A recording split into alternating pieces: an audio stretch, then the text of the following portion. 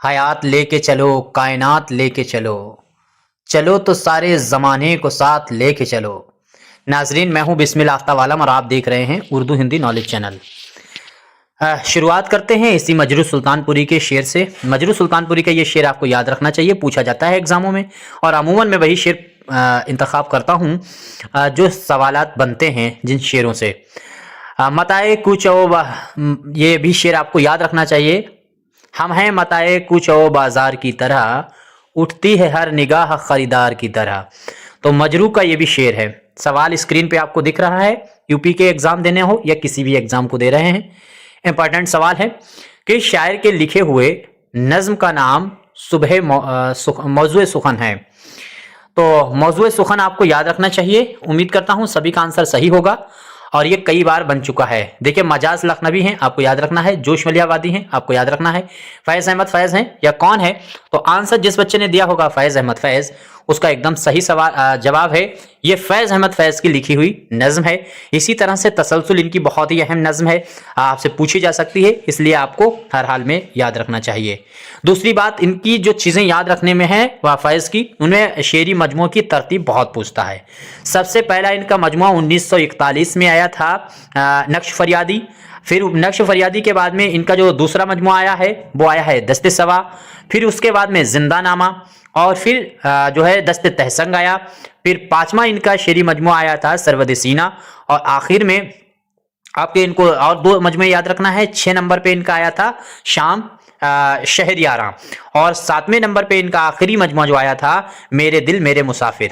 सातों बताए क्यों हैं? क्योंकि सातों के सातों जो मजमुए हैं वो इनकी हयात में ही शाया हो चुके थे। ये सवाल पूछा जा चुका है कि फैज के कितने मजमुए उनकी जिंदगी में ही शाया हो गए। तो याद रखिएगा, इनके 7 शेरी मजमुए हैं, 7 के सातों जो हैं वो इनकी जिंदगी में ही शाया हो गए थे। क्योंकि आखिरी जो इनका मजमू आया था मेरे दिल मेरे मुसाफिर, वो उसकी इशाअत आपको याद रखने चाहिए 1981 है और ये इनका जो इंतकाल है फैज का वो आपको मालूम है 1984 में हुआ। तो इस तरह से इतनी चीजें कम से कम आपको मालूम होना चाहिए मेरे ख्याल से। अच्छा, दूसरी बात फैज के बारे में अगर खास बात में अगर याद रखनी है तो वो है इनका जो पहला मजमुआ शेरी मजमुआ है नक्श फरियादी, उसमें शामिल नज़में जैसे तन्हाई ये याद रखना, मेरे नदीम याद रखना और मुझसे पहली सी मोहब्बत, मेरे महबूब ना मांग, ये नज़में जो हैं वो पहले ही शेरी मजमुआ में शामिल है। बाकी ज़्यादा डिटेल नहीं हम बात करेंगे। अगला सवाल देखिए। सवाल है कि नक्काद को ना क्लासिकियों के बंधे टके उसूलों की लकीर का फकीर होना चाहिए और ना रोमानियों की तरह सारे उसूल से बालातर होना चाहिए, बल्कि उसे जमाने के तकाज़ों के मुताबिक खुद उसूल बाजा करने चाहिए। ये ख्याल आपको बताना है। टी.एस. इलियट का है, मैथ्यू आर्नोल्ड का है या फिर इसके बाद में आपको स्क्रीन पे दिख रहा है अफलातून। कई चीजें यहां पर भी हम क्लियर करेंगे। आंसर, इसका आंसर देखिए आपको याद रहना चाहिए, ये होगा मैथ्यू आर्नोल्ड का। आपको याद रखना चाहिए मैथ्यू आर्नोल्ड के बारे में। मैथ्यू आर्नोल्ड जो हैं तनकीद हयात इनकी तसानीफ उसको अहमियत देते हैं। दूसरी चीज यहां पर नीचे दिया गया है अरस्तु दिया है, अफलातून दिया है। यहां पर एक सिलसिला पूछते हैं, 2 एक एग्जाम में पूछ चुके हैं तो आपको याद रखना चाहिए। देखिए, सबसे पहला जो यूनानी थिंकर था वो है सुकरात और सुकरात का शागिर्द पूछा जाए अगर आपसे तो अफलातून लगाएंगे और अफलातून का शागिर्द अरस्तु और अरस्तु का शागिर्द जो है वो सिकंदर था जिसने पूरी दुनिया को फतेह करने का ख्वाब देखा। तो सिकंदर, इतनी चीजें आपको लगभग याद रहेंगे। टी.एस. इलियट जो है उसके बारे में आपको क्या याद रखना है, जो है वो कैथोलिक को अहमियत देता है टी.एस. इलियट और मारूजी जो है तलाजमा को भी अहमियत देता है, उसने इसकी बात कही है। अगला सवाल देखिए। सवाल है जिक्र हाफिज किसकी लिखी हुई नज्म है? उम्मीद करता हूं सभी का आंसर सही होगा। देखिए, यूपी का अगर आप एग्जाम की तैयारी कर रहे हैं तो अपनी किताब स्क्रीन पे दिख रही है, अगर आपका दिल करे मंगा सकते हैं। एलटी ग्रेड के लिए बेस्ट बुक है, इसमें एमसीक्यू भी है, नोट्स हैं। बाकी नंबर नीचे दिख रहा है, उस पर कॉन्टेक्ट कर सकते हैं। ज्यादा बातें ना करके सीधे सवाल पर फिर बात करते हैं। तो जो है जिक्र हाफिज आपको बताना है ये किसकी लिखी हुई नज्म है। क्या सज्जाद जहीर की है या फिर मजाज लखनवी की है, अख्तर शिरानी है, महमूद शिरानी है? उम्मीद करता हूं नीचे से देखते हैं। महमूद शिरानी को आपको याद रखना है, पैदाइश 1880 में इनकी हुई थी। ठीक है, 1946 में इनका इंतकाल हुआ। पैदाइश इनकी टोंक राजस्थान में हुई, इनका इंतकाल वहीं हुआ। और उर्दू के पहले ये मुहक्किक माने जाते हैं और इनकी ही रिवायत को आगे बढ़ाने का काम काजी अब्दुल वदूद ने किया है। ये सवाल पूछ चुके हैं कि महमूद शिरानी किस जो है मुहक्किक की रिवायत को आगे बढ़ाने का काम काजी अब्दुल वदूद ने किया है, तो वो महमूद शिरानी की रिवायत को आगे बढ़ाने का काम किया है।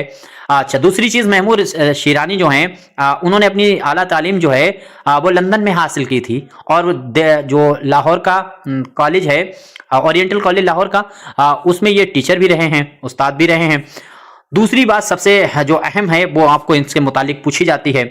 पृथ्वीराज रासो, बात कर लेते हैं पृथ्वीराज रासो पर। एक किताब है पृथ्वीराज रासो, किसने लिखी है? तो वो चंद्रवरदाई ने लिखी है। दरअसल अगर आप एलटी ग्रेड की तैयारी कर रहे हैं या जीआईसी की कर रहे हैं, यूपी असिस्टेंट प्रोफेसर के एग्जाम की तैयारी कर रहे हैं, तो उनमें आपको जीके जीएस का पोर्शन है और वहां ये सवाल आपसे पुटअप हो सकता है। तो याद रखिएगा कि चंद्रवरदाई की किताब का नाम है पृथ्वीराज रासो और पृथ्वीराज रासो किताब लिखी गई थी, मैंने बताया था कि वो लिखी गई है 1193-94 में वो कंप्लीट हुई है और 1192 में तीसरे तराइन के युद्ध में पृथ्वीराज तृतीय को शहाबुद्दीन गौरी ने हराया और शहाबुद्दीन गौरी ने और जो पृथ्वीराज जो थे उनके बीच जो लड़ाई लड़ी गई उसका आंखों देखा हाल जो बयान किया है वो चंद्रवरदाई ने किया है और किताब है पृथ्वीराज रासो। और उसको उर्दू में, पृथ्वीराज रासो को उर्दू में मुरत्तिब तरतीब देने का काम महमूद शिरानी ने किया है। आई थिंक महमूद शिरानी का काम इतना तो पता चल गया होगा। और मसनवी एक है उरूतुल वस्का, उसको भी इन्होंने मुरत्तिब किया है।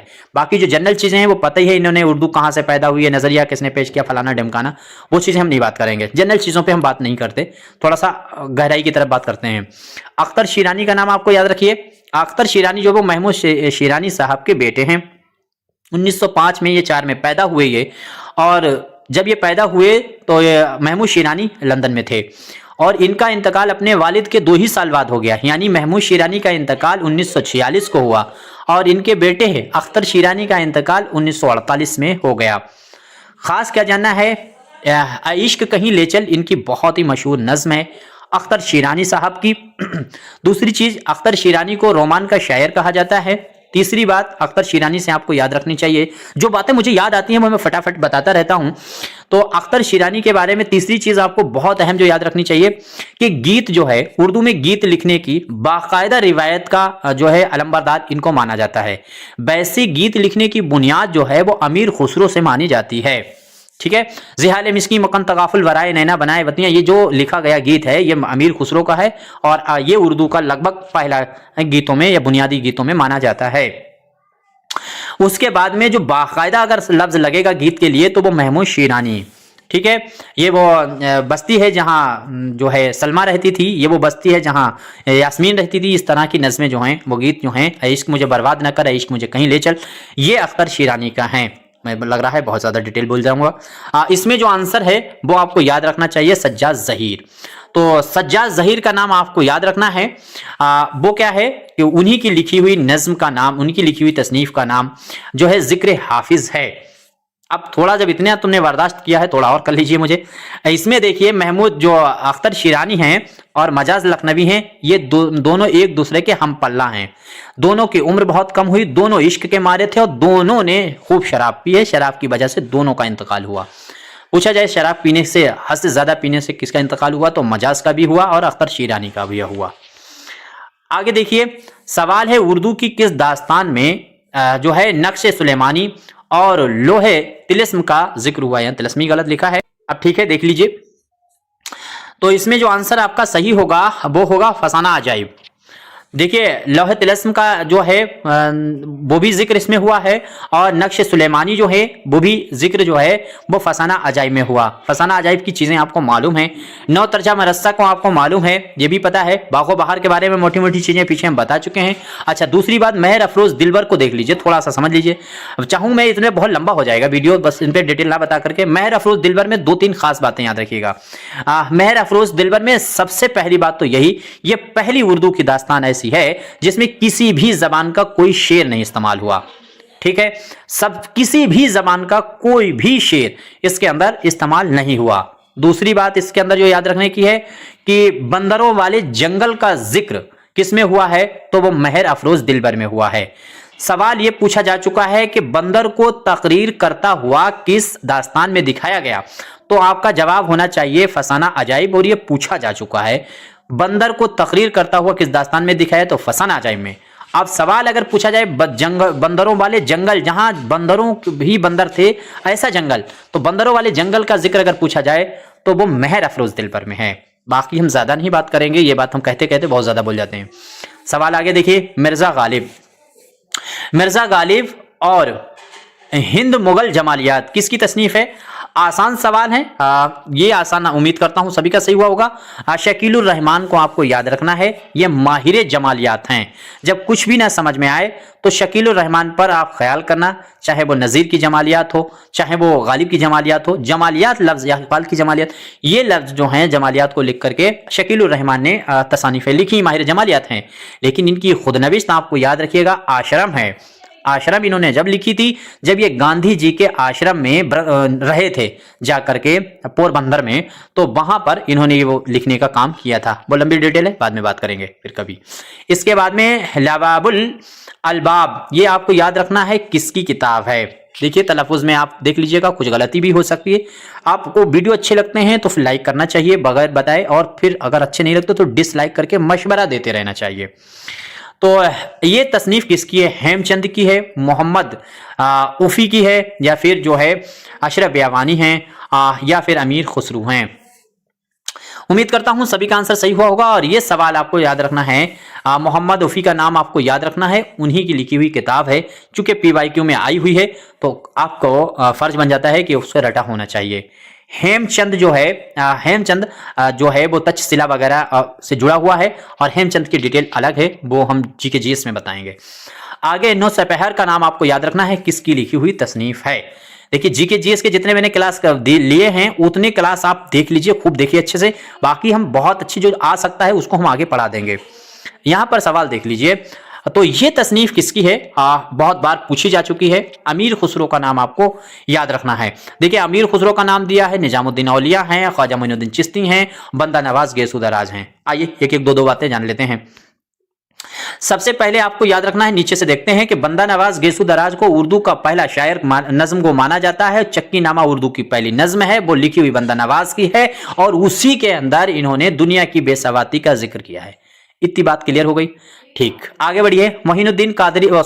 ख्वाजा मोइनुद्दीन चिश्ती को आपको मालूम है, ख्वाजा मोइनुद्दीन चिश्ती जो है वो शहाबुद्दीन गौरी के साथ आए हुए हैं, और वो तुर्क से आए हुए थे। शहाबुद्दीन गौरी, या ऐसा भी कहा जाता है कि शहाबुद्दीन गौरी को हिंदुस्तान में बुलाने के लिए खत लिखने का काम ख्वाजा मोइनुद्दीन चिश्ती ने किया था, क्योंकि इन्होंने सूफीज्म को जब गुजरात राजस्थान में फैलाया तो वहां का राजा जिसका नाम था पृथ्वीराज तृतीय, और पृथ्वीराज तृतीय ने उनको रोका, जिस वजह से ख्वाजा मोइनुद्दीन चिश्ती ने अपने रिलेशन में खलेरे भाई शायद तो बादशाह था तुर्क का जिसका नाम है शहाबुद्दीन गौरी, उसको बुलाया, और शहाबुद्दीन गौरी और पृथ्वीराज तृतीय के बीच में तराइन का युद्ध हुए।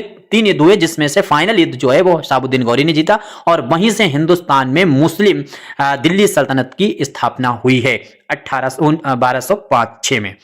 हालांकि स्थापना जो है वो वास्तविक 5-6 मानी जाती है, लेकिन वो हो गई थी 1192 में ही। इतनी चीजें क्लियर है। और आफ्ताबे हिंद लक़ब पूछा जाए किसका है, तो वो भी आपको बताना चाहिए ख्वाजा मोइनुद्दीन चिश्ती का है। आफ्ताबे हिंद और गरीब नवाज, इतनी चीजें आपको मालूम है। यहां पर 2 डेगे हैं ख्वाजा मोइनुद्दीन चिश्ती की दरगाह पे, 2 डेगे हैं, पूछी जा चुकी हैं। यहां बड़ी डेग किसने जो है उपहार में दी थी, तो अकबर ने सबसे बड़ी जो वहां की डेग है जिसमें 27 कुंटल आई थिंक खाना बनने की क्षमता है, या 27 ही कुंटल है शायद, तो उसमें जो है ये डेग जो है वो उपहार में ख्वाजा मोइनुद्दीन चिश्ती के वहां किसने दी है, तो अकबर ने दी है। और छोटी डेग किसने दी है, तो अकबर का लड़का जहांगीर है, उसने उपहार में दी है। छोटी डेग किसने दी, अकबर का लड़का जहांगीर। बड़ी डेग किसने दी है ख्वाजा मोइनुद्दीन चिश्ती की दरगाह पे उपहार में, तो वो दी है अकबर ने। सवाल बन चुका है, GK/GS में बन चुका है, चूंकि ज्यादातर बच्चे उर्दू वही देख रहे हैं मेरी क्लास, जिनको GIC का एग्जाम देना है या LT ग्रेड का, तो मैं इस तरह से एक्सप्लेन कर देता हूं ताकि जो है गेहूं के साथ जो है बथुए कुएं में भी पानी लगे, इस तरह से एक कहावत है, तो मैं कह देता हूं। तो इतनी चीजें आई थिंक याद रहेंगी। अच्छा, इससे ऊपर मतलब बोलने का मन होता है, बोलता चला जाऊं। अच्छा, आगे देखिए, निजामुद्दीन औलिया है, निजामुद्दीन औलिया को भी याद रखिए। 1253 के आसपास में इनकी पैदाइश हुई, 1325 में इनका इंतकाल हुआ। और अमीर खुसरो की भी इंतकाल 1325 में हुआ। अमीर खुसरो के उस्ताद का नाम जो है वो निजामुद्दीन औलिया है, और निजामुद्दीन औलिया ने ही हिंदुस्तान की दिल्ली सल्तनत पर तुगलक वंश का बादशाह, जिसका नाम है मोहम्मद बिन तुगलक, उसको गद्दी पर बैठाया। और मोहम्मद बिन तुगलक जो है वो पागल सुल्तान कहा जाता है। ये सवाल बन चुके हैं, इसलिए मैं रिपीट कर रहा हूं सिर्फ वही चीज। तो मोहम्मद बिन तुगलक को पागल सुल्तान कहा जाता है, और मोहम्मद बिन तुगलक ही पहला बादशाह जो है जो हिंदुस्तान का सबसे पढ़ा लिखा भी बादशाह माना जाता है। पागल भी माना जाता है, सबसे पहला पढ़ा लिखा बादशाह माना जाता है। मोहम्मद बिन तुगलक ने ही दिल्ली को राजधानी खत्म करके दारुल सल्तनत जो है वो देवगिरी बनाया था। इसीलिए मोइनुद्दीन कादरी जोर ने यह बात कही थी कि देवगिरी की वजह से ही उर्दू दक्कन से पैदा होने का नजरिया पेश किया गया था, जिन लोगों ने भी पेश किया। तो दक्कन को रवानगी की थी 1327 में दिल्ली को, और दिल्ली वालों ने मोहम्मद बिन तुगलक ने, और मोहम्मद बिन तुगलक जब देवगिरी गया तो उसका नाम बदल करके दौलताबाद कर दिया। यह भी आपसे पूछा जा चुका है कि दौलताबाद किसने बसाया था। इतनी चीजें मेरा बहुत दिल।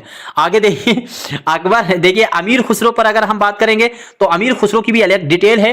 बहुत मोटी मोटी चीजें आपको मालूम ही होनी चाहिए कि अमीर खुसरो दरबारी शायर अगर आपसे पूछा जाता है तो वो अलाउद्दीन खिलजी का था, ये आपको याद रखना चाहिए। और मुल्कुश शौरा का खिताब इसको देने का काम अगर पूछा जाता है तो वो काम किसने किया है, वो आपको याद रखना है। वो काम किया है जलालुद्दीन ने। तो जलालुद्दीन अलग आपको याद रखना है, जलालुद्दीन चाचा है अलाउद्दीन का। तो अलाउद्दीन का दरबारी शायर अगर आपसे पूछा जाए तो अकबर है, वो अमीर खुसरो है, और इसे लकब किसने दिया है तो वो उसके चाचा जलालुद्दीन ने दिया था। चलिए इतनी बातें करके छोड़ते हैं, आगे देखिए। तलाश तवाजुन किसकी लिखी हुई तसनीफ है? अच्छा फटाफट करा देते हैं। ये जो है वो कमर रईस साहब की है, और कमर रईस जो हैं वो माहिरे जो है मुंशी प्रेमचंद माने जाते हैं, माहिरे प्रेमचंद माने जाते हैं कमर रईस। जैसे माहिरे गालिब आपसे पूछा जाता है, माहिरे इकबाल पूछा जाता है, तो माहिरे प्रेमचंद जो है वो कमर रईस साहब को माना जाता है। और बड़ा खुशनसीब आदमी हूं, ये मेरे वहां शहर से हैं, शाहजहानपुर से। आगे देखिए, शनासत चेहरे। सनाशा चेहरे आपको याद रखना चाहिए, ये किसकी तसनीफ है? तो सनाशा चेहरे है, ये है मोहम्मद हसन की तसनीफ। और साथ ही साथ में अगर आपको पूछा जाए मतनी तनकीद किसकी किताब है तो सनाशा चेहरे आपको याद रखना, और हयाती तनकीद आपको याद रखना। वो दोनों किताबें मोहम्मद हसन की हैं। मतनी तनकीद आपसे पूछा जाए तो खलीक अंजुम की है। नई तनकीद आपसे अगर पूछा जाए तो जमील जालवी की है। इतनी चीजें आपको याद है। जदीद नज्म की करवटें अगर पूछा जाता है तो वो आपको याद रखना है, वजीर आगा की है। चहकुटी लफ्जों की छागुल भी वजीर आगा की है। इसके बाद में आवारा गर्द जो है वो भी इनकी किताब है। बहुत सी तसानीफ है, चलो छोड़िए। आगे देखिए, दर्जा झेल में से अबुल कलाम आजाद का पहला रिसाला कौन सा है? ये बात कल मैंने आपके सामने कही थी, तो बच्चे डिस्टर्ब हो रहे थे। देखिए ऑप्शन को देख करके आपको लगाना था, और इसमें आंसर तो यही सही था। अब एक चीज आपको याद रखिएगा कि मैंने एक एक्सप्लेन थोड़ा सा गलत, मैंने लिसानुल जो सिद्क रिसाला है, ये रिसाला मैंने बता दिया था कि 1905 में निकल, दरअसल ये 1905 में बंद हुआ था। ये जो रिसाला है इसको निकालने का काम किया गया था 20 सितंबर 1903 को। ये चीज आपको याद रखिएगा, 20 सितंबर 1903 को, और ये अप्रैल मई में जो है वो 1905 में बंद हो गया था। बस इतनी सी बात थी और कोई खास चीज में नहीं थी। अगला सवाल देखिए, सवाल है 9 मिसरे के बंद पर मुश्तमिल नज्म को क्या कहते हैं?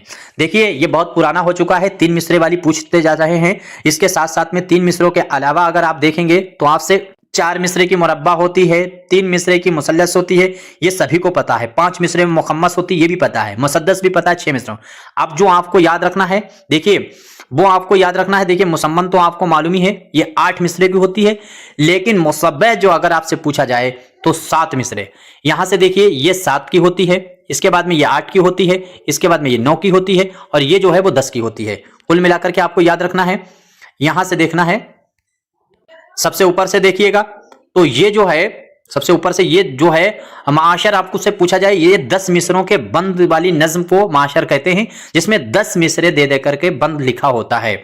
9 मिसरे अगर होते हैं तो उसके 2 नाम हैं। देखिए मुकस्सा भी पूछा जा सकता है, और मुतस्सा जो है ये भी इसमें 9 मिसरे होते हैं दोनों, चाहे नाम बदल है न, एक ही चीज है। तो 9 मिसरे, यही आपका आंसर सही होने वाला है। इसके बाद नीचे 8 मिसरे हैं, इसके बाद इसमें जो है मुसब्बा में 7 मिसरे हैं। मेरे ख्याल से एक बार इसको आप अपने पास नोट जरूर कर लीजिए, वरना आप भूल जाएंगे फिर से। अब ये देखिए सवाल है, उर्दू का कदीम शायर चंद्रभान बरहमन किस बादशाह का मुंशी था? देखिए यूजीसी नेट ने अभी 2024 में ही इस सवाल को पूछा हुआ है।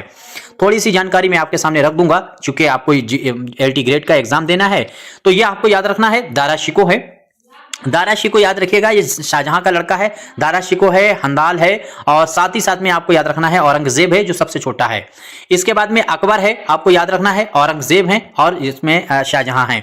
देखिए अगर आपसे पूछा जाए अकबर के बारे में, अकबर के बारे में जो आपको याद रखना है, राजा टोडरमल का नाम आपको हर हाल में याद रखना है। राजा टोडरमल का नाम आपको याद रखना है। राजा टोडरमल का ताल्लुक अकबर के दरबार से है। अकबर का जो वित्त मंत्री था, इकोनॉमिक जो मंत्री था, वो राजा टोडरमल था। राजा टोडरमल को आपको याद रखना है। राजा टोडरमल का ताल्लुक मुंशी है अकबर का, अकबर के 9 रत्नों में शामिल है राजा टोडरमल। ओहदा कौन सा है? तो वो है वित्त मंत्री, ये आपको याद रखना। बीरबल का तो सभी को मालूम है, 9 रत्नों में शामिल है। इसी तरह से आपको याद रखना है जो ऊपर दारा शिको है उसके वहां कौन था, तो जिसका नाम आपको यह है चंद्रभान बरहमन को हर हाल में याद रखना है। औरंगजेब का भी नाम आपको याद रखना है। औरंगजेब का छवि अलग तरीके की बना दी गई है। औरंगजेब की जो जितने भी सेना अध्यक्ष थे उनमें से 4 सेना अध्यक्षों में से 3 सेना अध्यक्ष जो है वो हिंदू थे और 1 सेना अध्यक्ष ही मुस्लिम इसके पास रहा। अमूमन इसने सेना जो है वो मुस्लिम हिंदू सेना को ज्यादा संगठित करने की कोशिश करी। तो औरंगजेब का संबंध अगर पूछा जाए तो औरंगजेब के वहां मिर्जा राजा जयसिंह का ताल्लुक अगर पूछा जाए वो औरंगजेब से था। औरंगजेब दरबार में कौन था? तो मिर्जा राजा जो है वो जयसिंह था। और शाहजहां का अगर आपसे पूछा जाता है तो शाहजहां के वहां जो है वो मिर्जा राजा जयसिंह प्रथम था। इसी को इन्होंने जो है वो क्या कहते हैं, मिर्जा की उपाधि दी थी शाहजहां ने। और औरंगजेब ने जो है वो सवाई राजा की राजा जयसिंह द्वितीय को दी थी। तो इनका ताल्लुक दोनों के वहां किस किस राजा का है, आई थिंक क्लियर हो गया होगा। और अकबर वाला भी हमने आपके सामने बता दिया।